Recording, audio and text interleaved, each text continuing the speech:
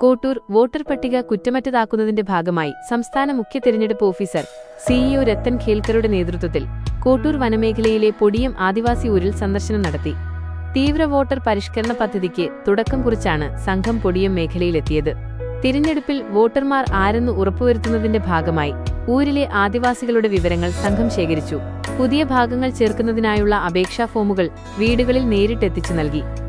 വോട്ടവകാശം ഉപയോഗിക്കുന്നതിൽ ഒരാൾ പോലും വിട്ടുപോകാതിരിക്കാൻ വിദൂര വനമേഖലകളിലും കൃത്യമായ ഇടപെടൽ ഉറപ്പാക്കുക എന്ന ലക്ഷ്യത്തോടെയാണ് chief electoral officer Rathan Kelkar ഈ ദൌത്യത്തിന് നേരിട്ട് നേതൃത്വം നൽകിയത്.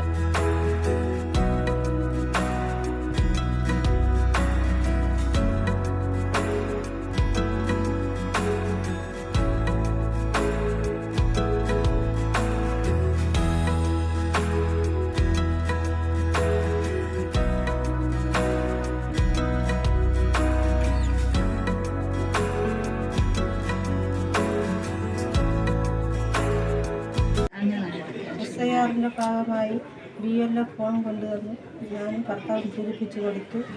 അവരും സഹായിച്ചു. എളുപ്പമായിരുന്നു.